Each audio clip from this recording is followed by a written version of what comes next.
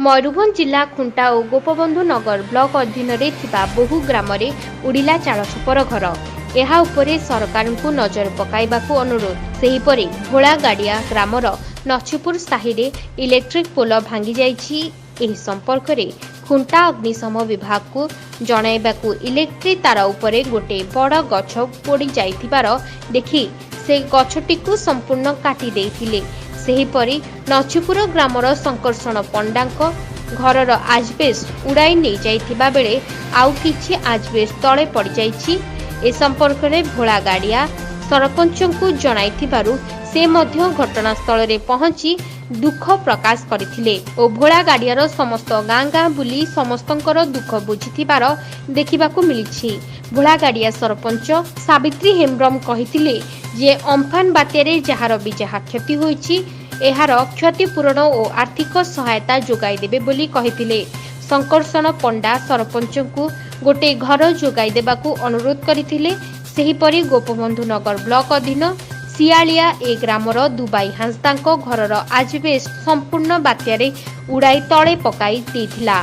से मध्य रात्रि जापन पई बहु कष्ट भोगुचंती। ए बाबदरे आरआईएम को जणाइबारु घटनास्थल रे आसी देखि जाइथिले। एहार मध्य किछि व्यवस्था कले नाही।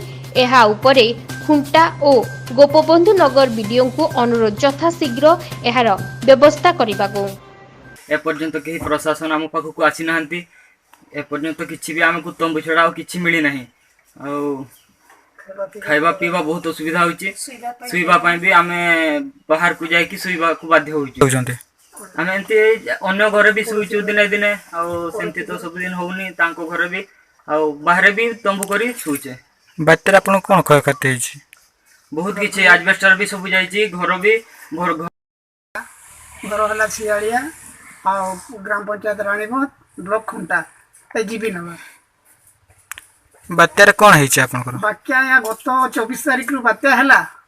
ए घर आपन तो देखुथिबे आ अधिक कोन कहिबे जे ए पर्यंत प्रशासन तरफ रु आरआई व्यतीत केही आसी नाहंती। आपण माने गछपत्र देखिकी भी जानि पारथिबे जे केते भयंकर हेतिला बोले। आ ए पर्यंत आया हमकु तो किछि सेबितिया सहायता भी मिलिनी। आ तंबू जहाँ तंबू आरआई साहब को तरफ तंबू दिया जाय आ किछि दिया जाय। आपन को दाबी कोन रखिसंते? बहुत असुविधा होछु। आपन को दाबी कोन रखिसंते? दाबी आज्ञा तुरंत गुटे घर जुए दिया जाय किंबा आर्थिक सहायता सरकार को तरफ रु दिया जाओ। आ महोदय नवीन माने हमर चीफ मिनिस्टर महोदय को माने अनुरोध करूची जे आम पई तुरंत किछि व्यवस्था करंतु। खुंटारू तपन पात्रंग रिपोर्ट ओडिशा विजन टीवी।